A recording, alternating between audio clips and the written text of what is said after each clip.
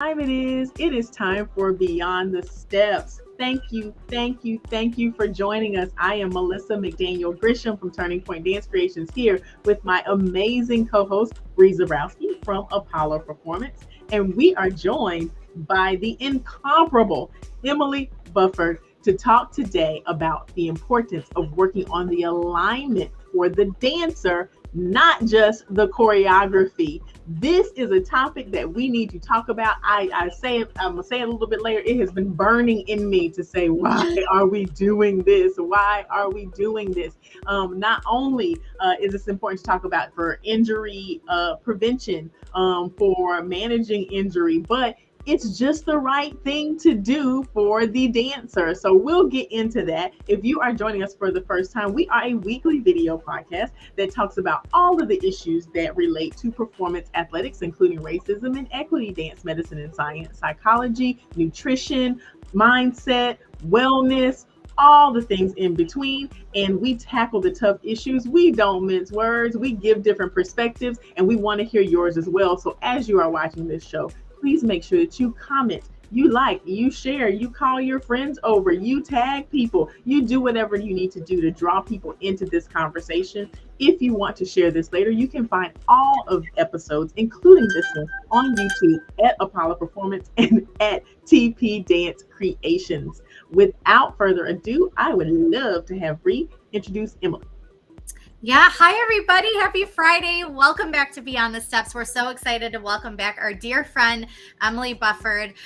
She can find her on faculty at NYC's Broadway Dance Center and Steps on Broadway. She continues to have a massive impact on the New York dance scene, an incredible educator. She's the producer of Young Choreographers Festival, which we're going to talk about. If you don't know about this event, it's something you need to be aware of. It's just an incredible event for our community and for the future of dance to continue supporting and nurturing the choreographers of tomorrow. So we're going to talk about that a little bit later. And she's also a sought after educator around the US and abroad. You can find more about Emily at emilybufford.com. And we'll again put that up later. Emily, what's up? Welcome back.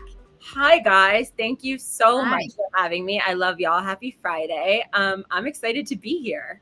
Yeah, we're so excited to have you back. We always have fantastic conversations. We've been blessed to have you as a guest on this show multiple times in our 4 seasons, and we're very grateful to have you back. So you are always up to something. You always got something going on, new and exciting. So tell us what's happening. What are you up to these days?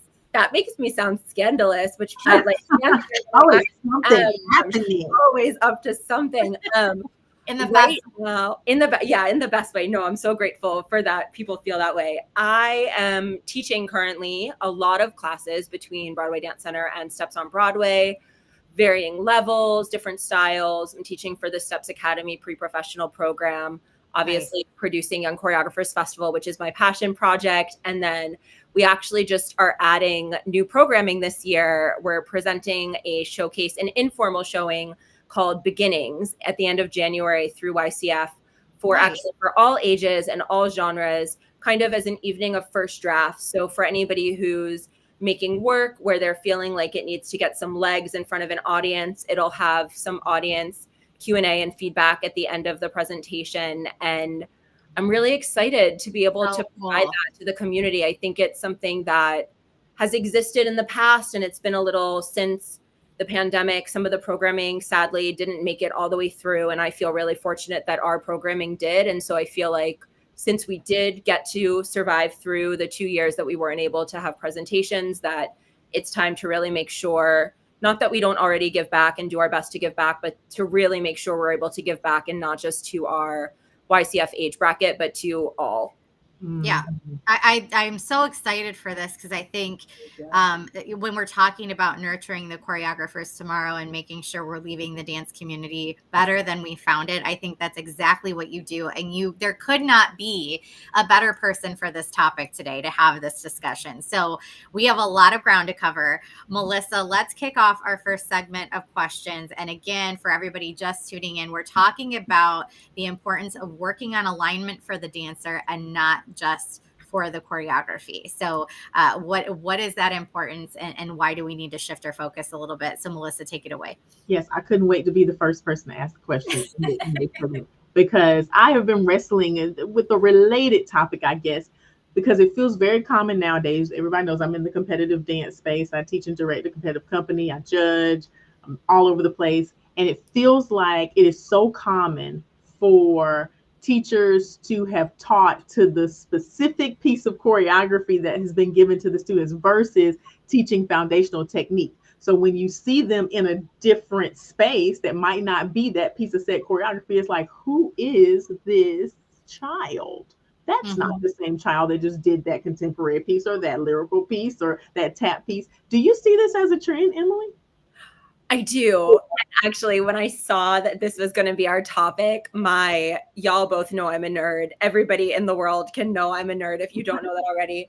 My excitement level was so high because I do see it. I teach a lot of different levels of dancers. I'm really fortunate in that when I teach open class, I see not only different levels, but a very wide age bracket of dancer. And I also see dancers who come visit New York from all over the country and from the world, which is it's really a blessing to have that diversity in a classroom all at the same time. And so I definitely have noticed, and I'm very cognizant of it in my own personal classroom of how I train dancers, that we are absolutely kind of allowing some things to slide for the sake of choreography being presented a certain way, that then when I see them come into class and do, my technical warm up, and I'm like, oh, wait, you're malaligned as you're standing, or, oh, your torso is like really far forward and you're not actually on top of your legs. But then I see the kid do, whatever, I call them party tricks, whatever party trick that they're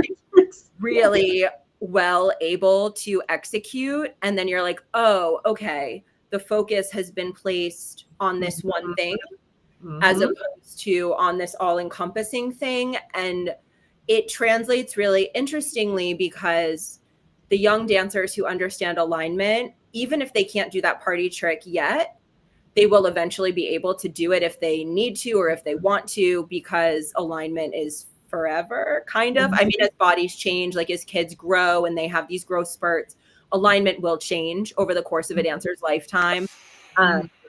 But making sure that they're equipped with that information versus just making sure that they're equipped with the information of how to do that one isolated action or that one isolated dance. They're two very different things. And it's very prevalent and at the forefront of what I'm seeing in young dancers these days, not from all places, but from many places. Right.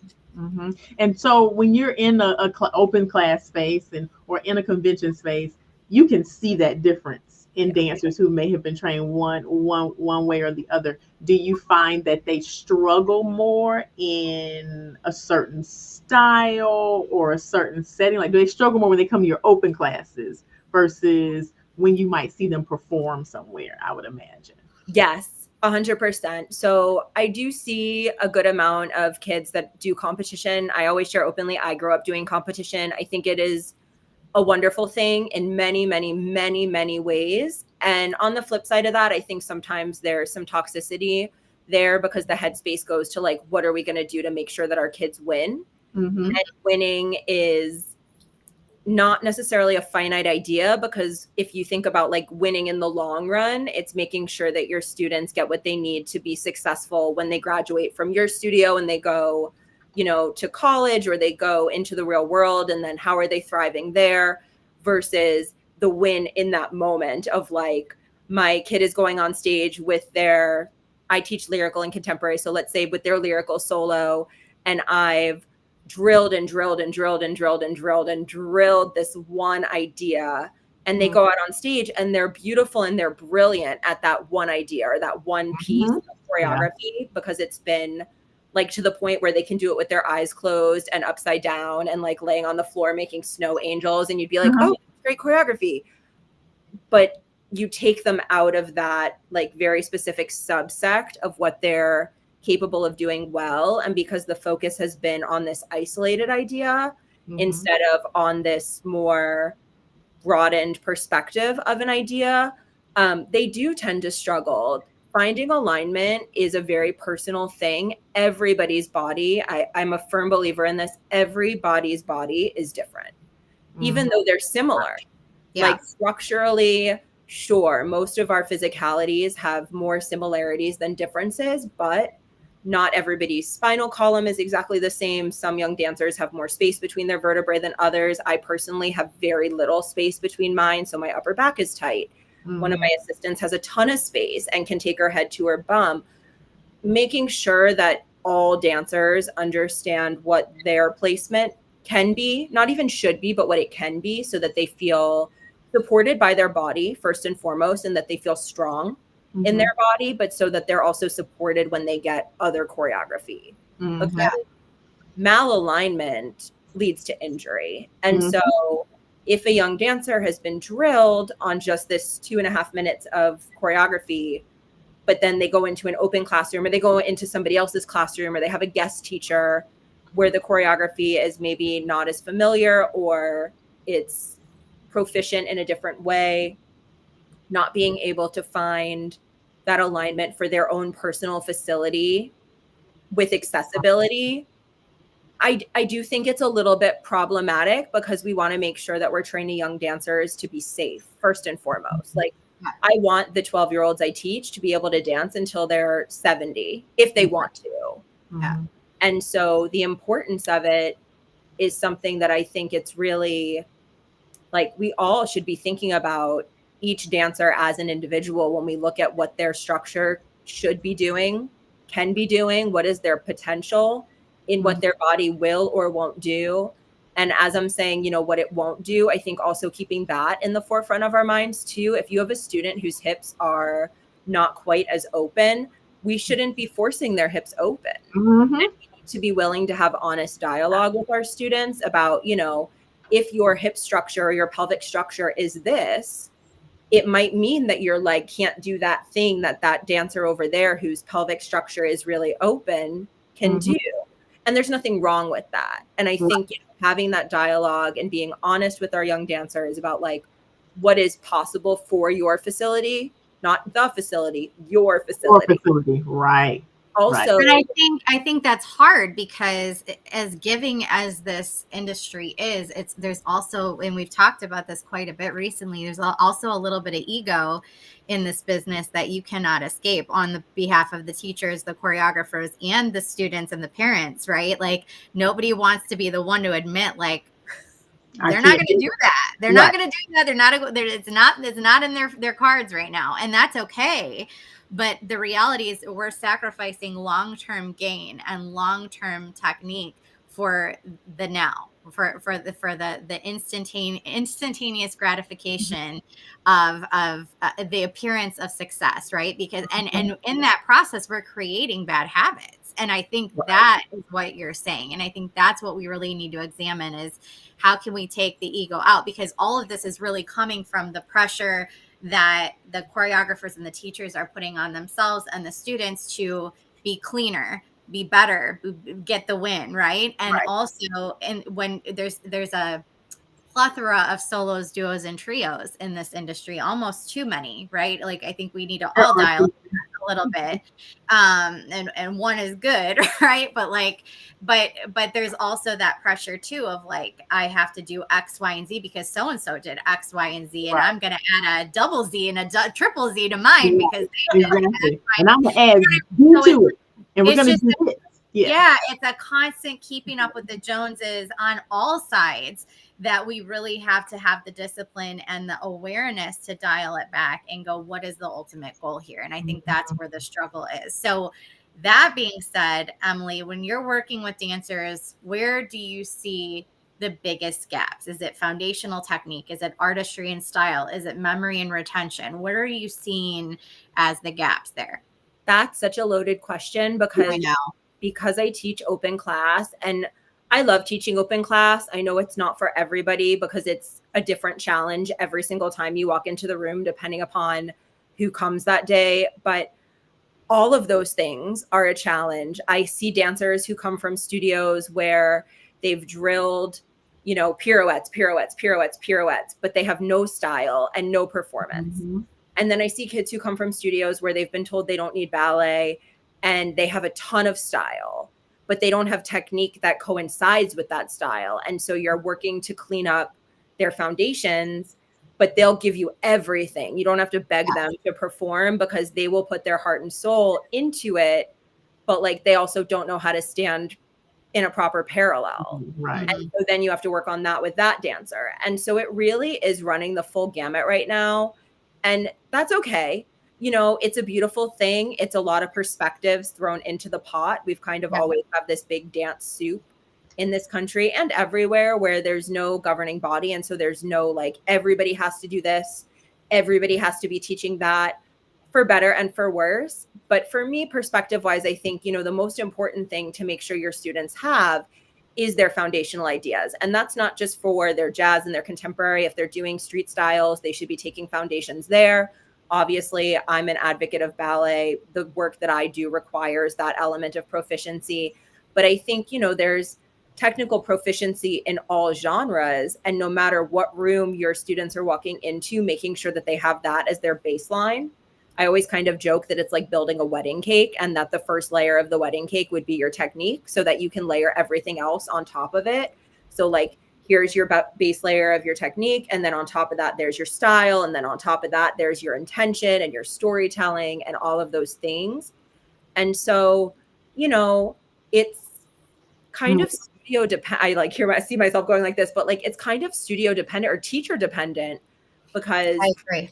Every educator is coming from their perspective, which is a beautiful thing. Like, and there is room for all of these perspectives. But at the end of the day, I think the most important thing is, are we keeping our students physically and of course mentally and emotionally, but like physically safe is what you're asking of that dancer. Have you given them the information to be able to go into any room and do the choreography that they're being That's it. That's it. Right. Because they're not going to hurt themselves. Yeah, because in my mind, I'm sitting here listening to you talk and I'm thinking, well, if the goal is just to establish solid foundation, that's really where we're going to do them the most favors. It's going to take longer for it to get in the body and for it to feel comfortable and feel right. But we're not creating those bad habits, you know, for the sake of the win, or the instant gain, right? And then also we're gonna improve memory and retention and artistry and style, because they're not going to be thinking so much about execution and technique when they're learning new material, when they go and take an open class, because they're already going to have that built. It's going to be on the inside. It's going to be connected to that muscle memory. They won't have to think about that then they can work. But that process takes so much longer. And I think that's where we have to develop a certain level of patience with the process. And that's maybe what is missing. So I know we have to get to the next segment, Melissa, but I do want to ask like one more I'm going off script for a second. But do you feel like there is an age where we stop teaching foundational technique, almost like, okay, at this point you either have it or you don't? Is that a thing? And do you agree with that thought process? Because, and the reason I'm asking this, you teach at the biggest studios in the country, right? Steps on Broadway Dance Center, two of the biggest meccas for class and style and learning what's new in the dance world and what's you know, what's happening in the dance world all goes on in those doors. They're magical spaces. But you know, you still teach technique. I don't care who walks in your door, you teach technique. But I would say you are the minority when you're talking about professional level classes. That is not something, the minute, like when I lived in LA, I won't say all of the time, but I would maybe say 90 to 95% of the time, you're walking in class already expected to be warmed up, and it's instant choreography time. And it's not 4 or 5, 8 counts that we work on, and then the rest of the time it's technique. It is all. So by the time you're done, you've got this combination that's like 20 counts of 8. And you're like, I don't even know what just happened for the first 8 counts you have of 8. A full piece that you can take to competition. And granted, my issue was memory retention. Like for sure, that was my challenge as a dancer and my muscle that I had to work out. But still, like sometimes it's so excessively much. Like, let's take some time and break down the technique of this, right? Yeah. I think depending upon what a specific dancer's needs are, I do teach technique. I do a 35 to 40-minute warm up in every single class that I teach. Wow. That will not be thrown Out off. of an hour and a half class, or an hour? Hour and a Hour. half. Yeah, Okay. 90-minute classes. When I teach a 2-hour class, I will do close to an hour. Wow. I just think that element of proficiency, I always joke, like, you want to know that your technique has your back. I don't want to have to think about it while I'm dancing. I want to know that it's going to work for me, and that anything I am going to try to do, I don't have to think about the technical element of it. I get to think about, like, how do I feel? And I'm a big advocate of emotiveness, English language, emoting, excuse me, in your dancing. We can make up words. It's good. We can make up words. Let's claim it today. Let's do it. But how can you be emotive if you're having to think about the technical, like the way it's going to work? And so if you do a solid warm up and you've broken down those ideas and you've really done that element of class in a way that puts it in your body, and I do think repetition is the key. I mean, you can build a nice foot by doing tendus. You don't have to put your foot. I'm not an advocate of those foot stretch. I don't want to use the word hate, but I think they're dangerous.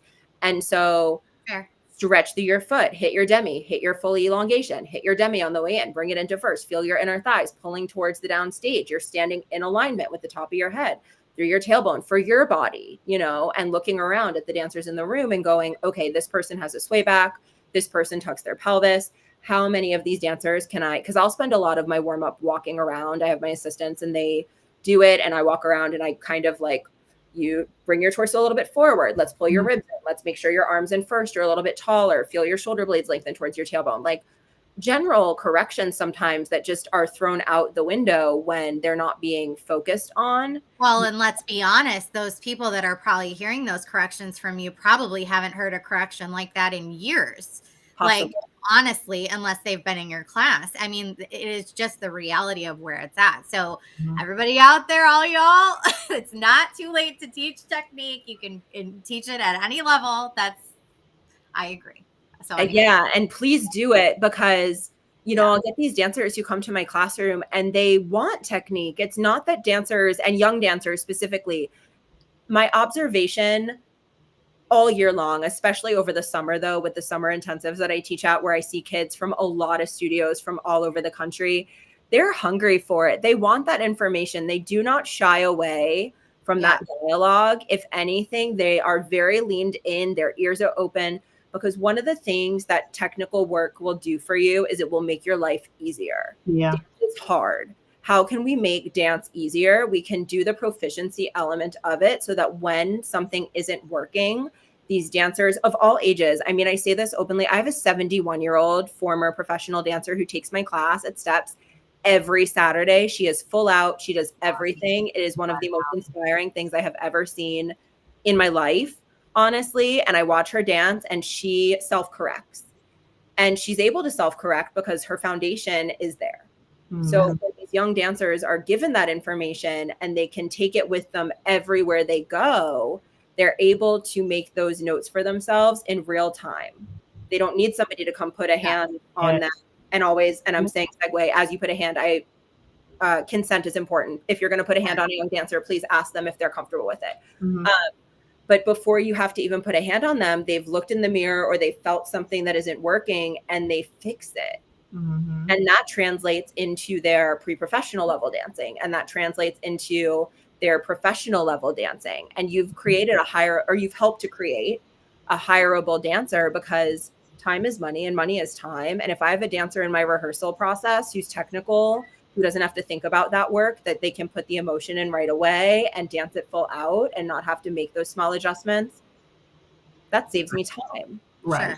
Sure. Right. But this, I mean, we're making this sound really simplistic and we're just saying it, but it's a painful process. I mean, I can say from an educator standpoint, director standpoint, it is definitely not an easy path, and it is not an easy process, and it is time consuming, and it takes thought, and it takes care, and it takes consistency, but the results are what we are talking about, and why it's important to spend that time in on the technique and lay that foundation. You wouldn't build a house without that a foundation, Right. a solid foundation. You Hope should not. build a career without it either.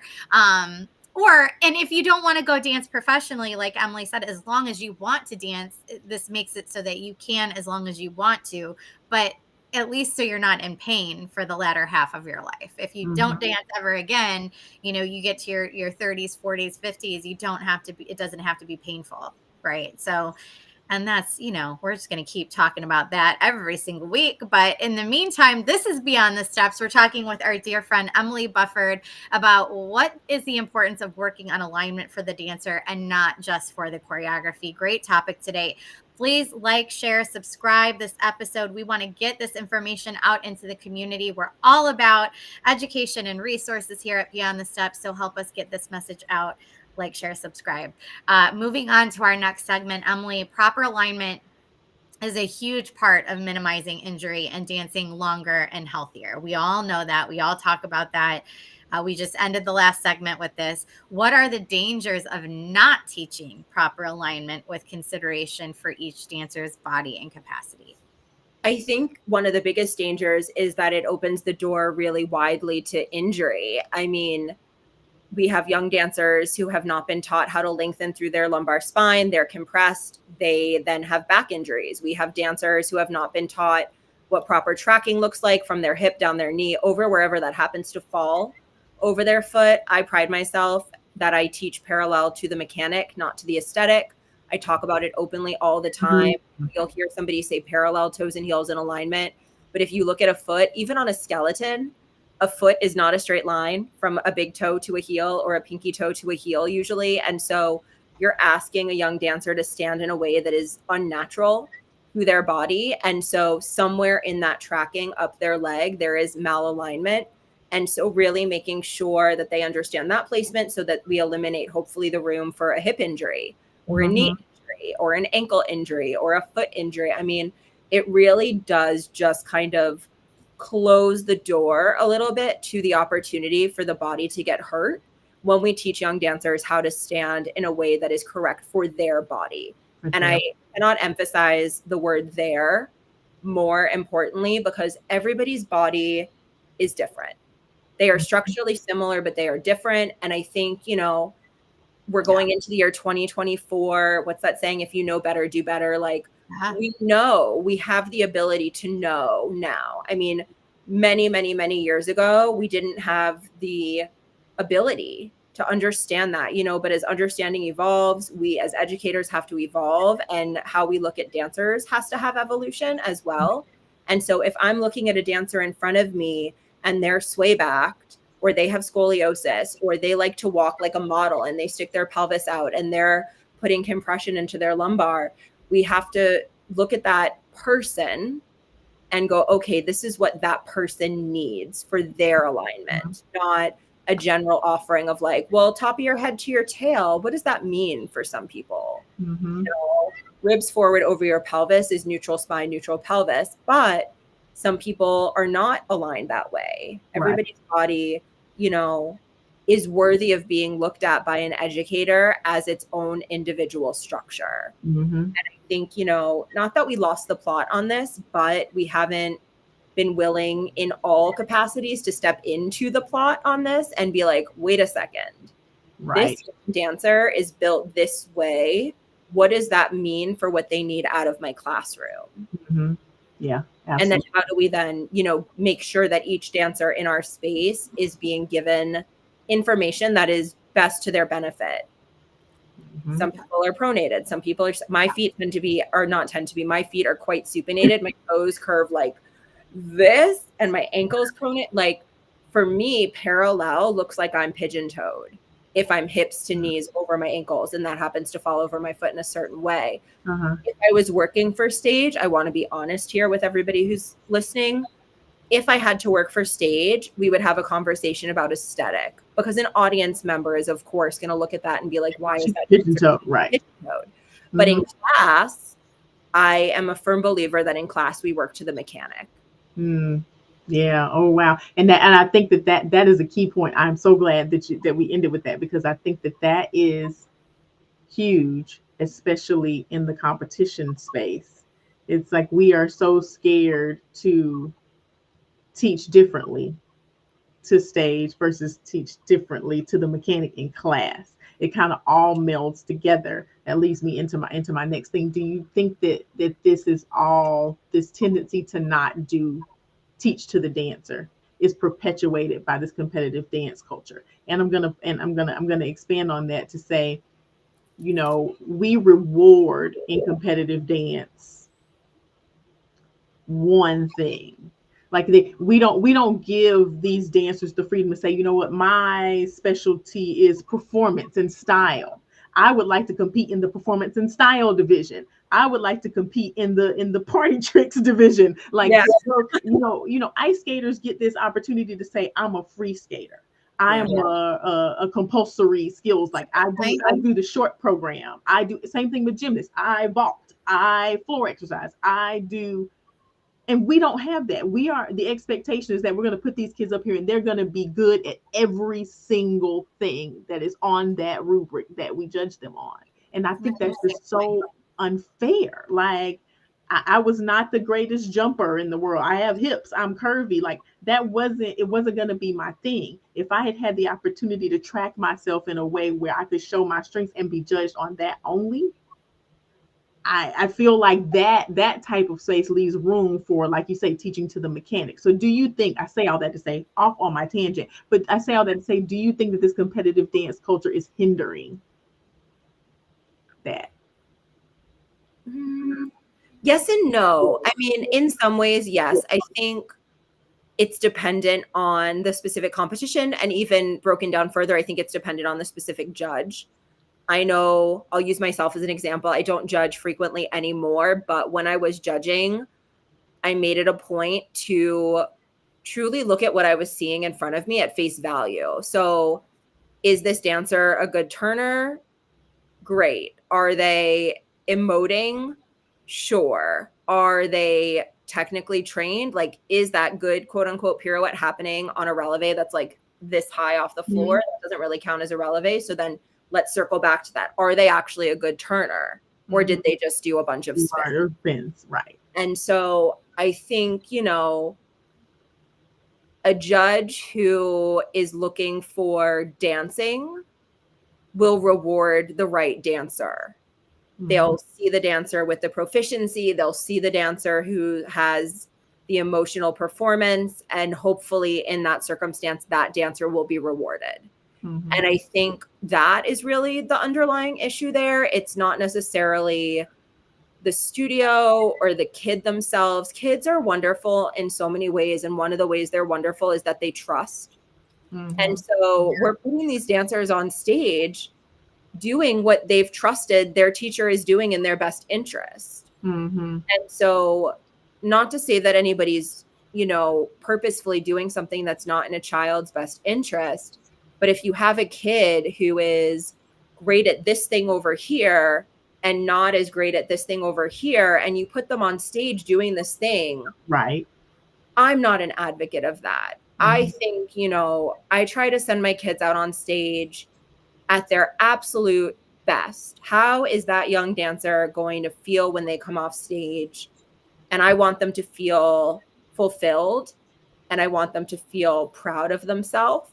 And Mhm. I want them to not be like, oh, that thing that I'm not good at is what I just had to do on stage. Well, when we Mhm. talk about performance anxiety, that is something that you're really, in some cases, some of these kids are being set up for failure because they're being asked to do things that their body just can't really do, and they know it, Yeah. right? But they don't want to disappoint anybody, and it causes that extra anxiety. So then this is a great segue into this off the tangent question, or off the beaten path question of, you know, what I saw and saw a lot when I was directing.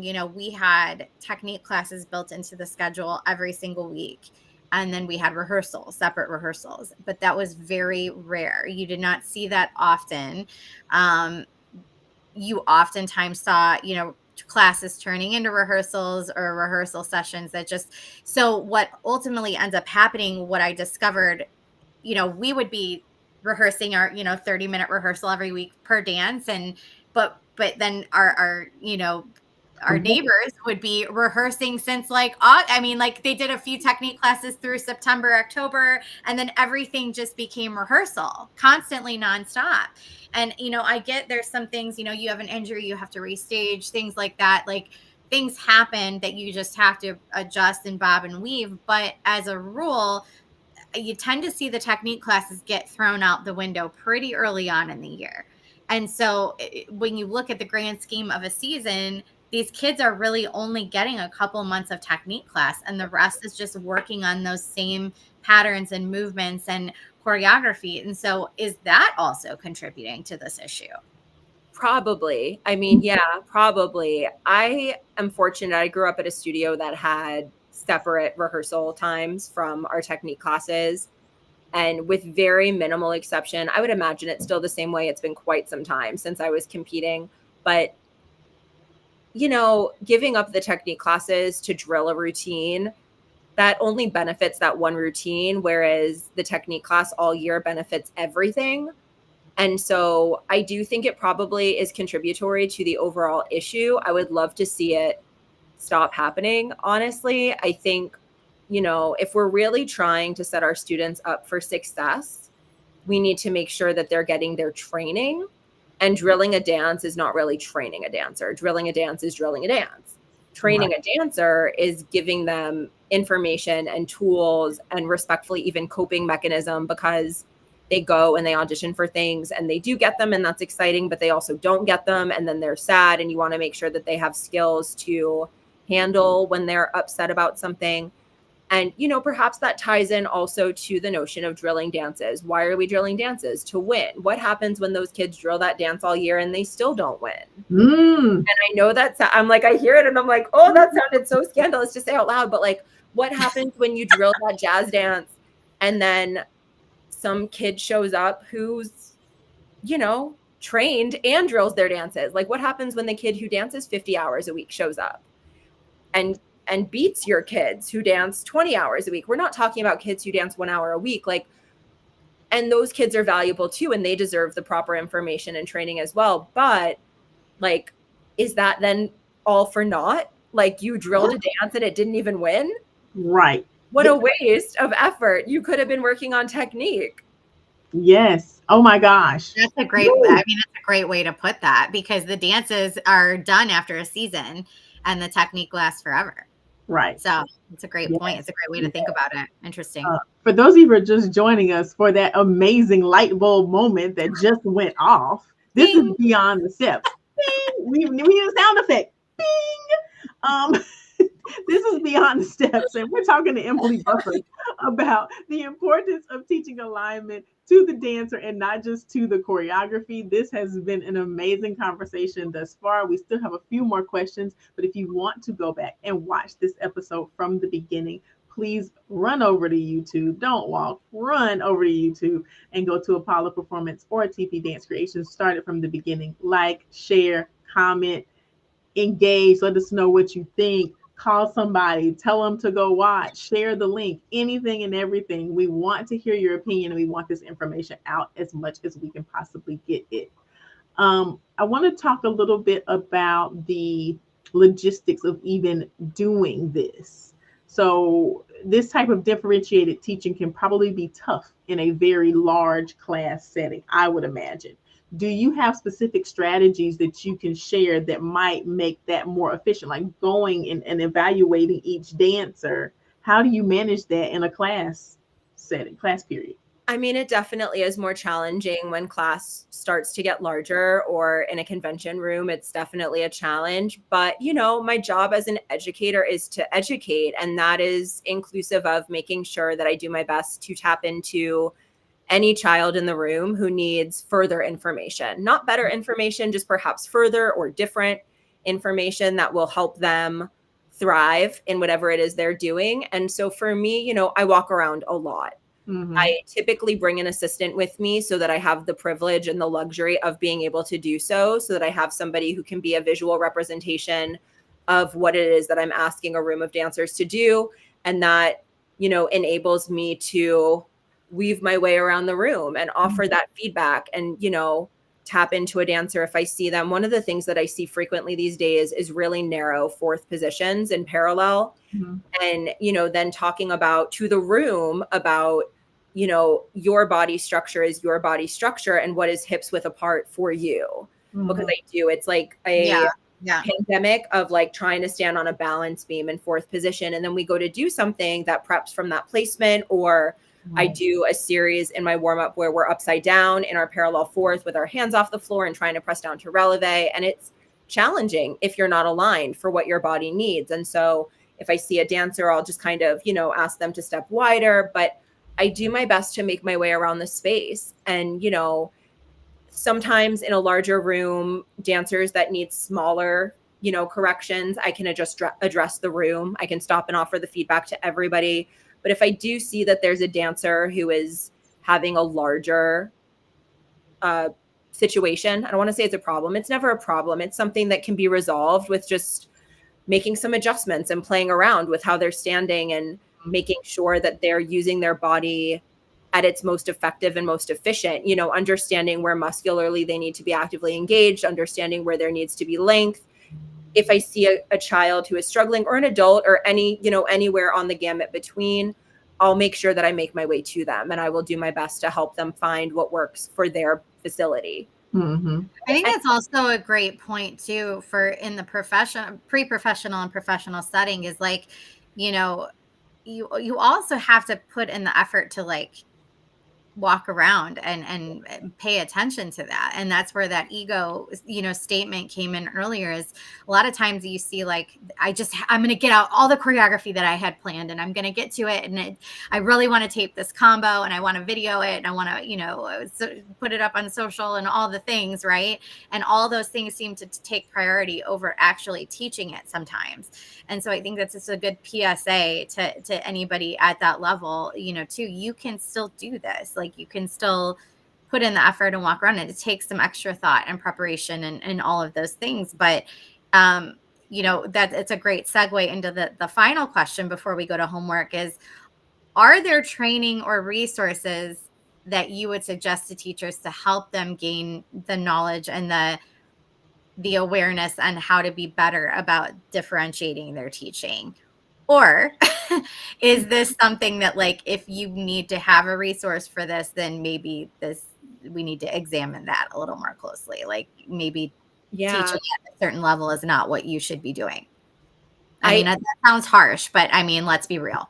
I agree with it sounds harsh, but let's be real. If you feel like you don't have the resources to be able to offer your students the correct information, a kinesiology class would be helpful.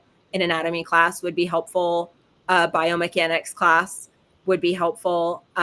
Because even in ballet, not all ballet teachers are enforcing correct alignment. Oftentimes in more traditional Russian style ballet, I grew up taking Chichetti style ballet from one of the teachers I took with, and it teaches a very, very, very overcrossed fourth and fifth position. And my hips are open, but they're not that open. I can't work in that 180 degree, like straight line flat position. And most people can't. Most people's structure doesn't accommodate for that. And so I would love to say there's a dance opportunity that gives you this information. And there are teachers who teach anatomy and kinesiology and biomechanics. And if you can find, or dance medicine, if you can find somebody who does that, sugar foot therapy would be a prime example actually of somewhere where you can go and get information that will be correct, that focuses on proper alignment to the individual dancer. I love their content. I think they're so brilliant and so generous in what they offer, especially with free content online. Like shout out Sugarfoot Therapy. Like you can get it for free on Instagram. What's up, Katie? Also Leah Bueno, our friend Leah Bueno. She's a movement specialist and she helps with all of that as well. And so, I just think like we go back to, in an industry with no standardization or governing body, there really isn't that catch-all. But that's where we go back to, Melissa, what we've talked about so many years on the show is building those relationships within your community and your PTs and your find those dance medicine specialists, find the kinesiologists, the people that can come in and give those classes to the studio. But it starts with you having the really honest conversations and the responsibility. I mean, let's call it what it is. It's a responsibility at this point as an owner, as a director, to be super honest about what your capabilities, what are your strengths, what are your weaknesses, and filling in those gaps accordingly. And I think that may be where we're faltering a little bit is everybody thinks that they've got it all figured out because they learned it from their teacher. And in reality, we know so much more than our teachers ever did at this point about what's good and what's not good. And we will continue learning. There are going to be people 10 years from now that know more than we do. And I hope they do. More than the best educators, because science is going to tell us that, and so I think if we're not listening, we're shirking our responsibility a little bit, and we're not having those honest conversations. We're shirking our responsibilities a little bit. So, a little harsh convo there for sure, but important to consider. Yeah. I mean, 100%. And it circles all the way back to the dialogue about like losing your ego when you walk into the classroom. One of the things that I love about being an educator, and I get it, we get our dream careers, and like my dream was to be a great educator, but being an educator means when you walk into the room that you're there for the students in the room. You're not there, to film your combo. You're not there to have a video shoot. You're not there to have a rehearsal. You're there to teach whatever that means for the dancers in your space that day and on any given day. And I know, at the studio level, you see your same kids every class. When I teach my Steps Academy kids, I see my kids every class. I have a syllabus for the year. We're working on things. That is the trajectory. But your job as a teacher, and I hear myself and I sound a little bit preachy, but your job as a teacher is to teach. Mm-hmm. Yeah. So how are you keeping your kids safe? Are you giving them information that serves them not just today, but for forever in their tomorrows until they either get to somebody who is more equipped in it than you are, and taking that step for yourself and going, I know my level of education brings me to this place, but like they're going to go here and somebody else there can get them to the next place. Right. Okay with that, and knowing that that's a great thing.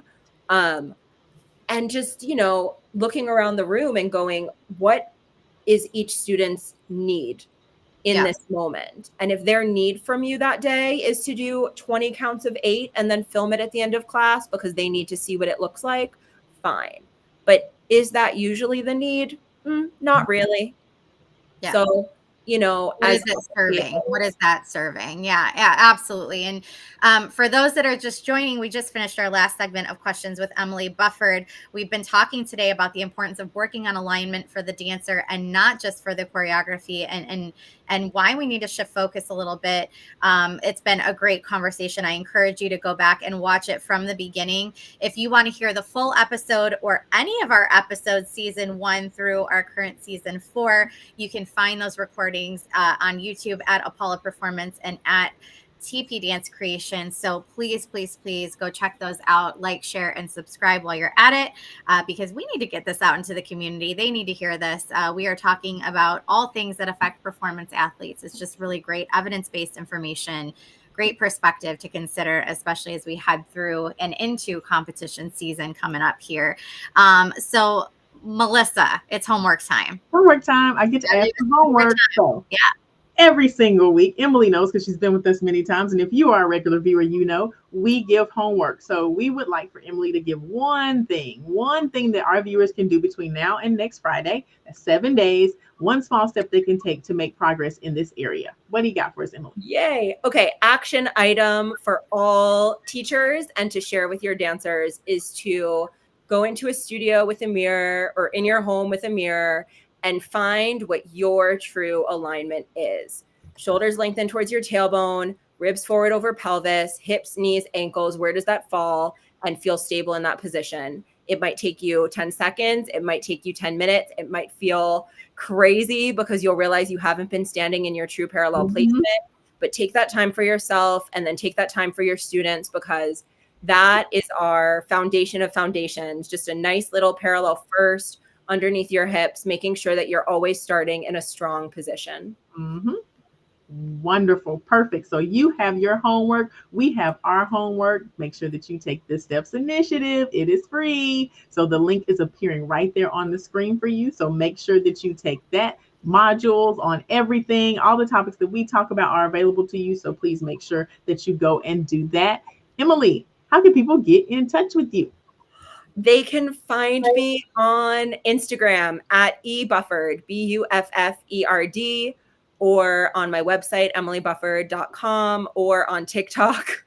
Don't judge my TikTok, please, at also ebufford, or at youngchoreographersfestival.com and at YCF Dance. Wonderful. Awesome. We're going to post those up for everybody. And we're going to wrap it up, but I want to thank Emily. You are such a light. And if you're in New York and you are swinging by BDC or Steps on Broadway, look Emily up. Go take her class because it is absolutely incredible, and you will not regret it. So, Emily, can you share your schedule with everybody? Yes. My schedule is Saturdays at noon on Broadway, Sundays at 9 a.m. at Broadway Dance Center, Wednesdays at 9 a.m. at Broadway Dance Center, Thursdays at 10 a.m., and 6:30 p.m. at Steps on Broadway, and Fridays at 9 a.m. at Broadway Dance Center. And I would love to dance with you. Go see Emily at either one of those amazing studios. Again, you won't regret it. And Emily, thank you so much for being here again with us. We appreciate you so much. Thank you. I love y'all. This was so much fun. Great conversation. Great conversation. Go back and listen from the beginning. You can find this episode and all of our episodes again on YouTube at Apollo Performance and TP Dance Creations.